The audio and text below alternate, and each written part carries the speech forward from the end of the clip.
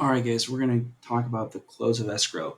So you finish the appraisal, the underwriter approved, the loan's going to close, the deal's going to close. You're about to hit the finish line. The close of escrow is the finish line. All right. So what's next? What do I do after the appraisal is done and underwriter approves? You're going to do the final walkthrough, right? Then you're going to sign the. You're going to go to title. You're going to sign all the paperwork, and then I want you to make it official, and I want you to update your driver's license. Okay. So just real quick with the final walkthrough, right? Make sure all the if you've in the Binzer, if you've remember you've made some requests, you want them to fix some stuff, or they need to replace a broken window or something. Make sure all the updates were made. And that's why you're going to walk the lot. Okay, if you can't get into the units and you didn't schedule ahead in time with the tenants, just physically walk the lot and make sure everything looks okay. Um, the other thing too is if tenants live on the property, just schedule ahead and see if you can get in still. Okay, be respectful to the people who live there. That's their home.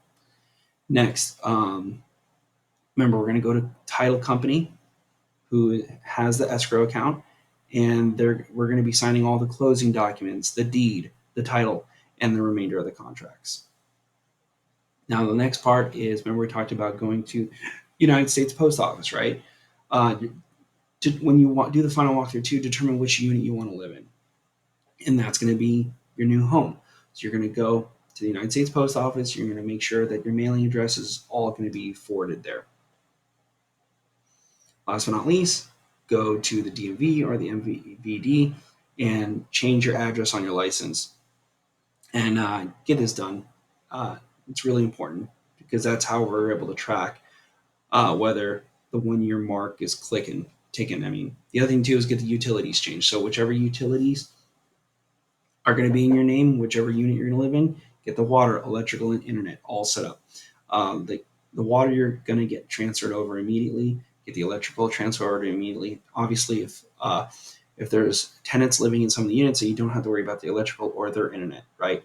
You're basically going to focus on the unit you're going to be living in. But the water, because a lot of the times the water and the city manages the trash, or depending on the HOA, just make sure that you get all the trash and the water and all the utilities. Make sure that you got a number to call and people to connect with. That way, just in case, you can ask the seller or this listing agent any questions on how to get a hold of this stuff. So make sure all this stuff is done. Let's see. Yeah, that's the way. That's what's important is that with the close of escrow coming, you want to make sure you hit the ground running, and that's how we hit the ground running is by following all those steps and making sure everything is getting official and getting transferred to your name. All right, guys.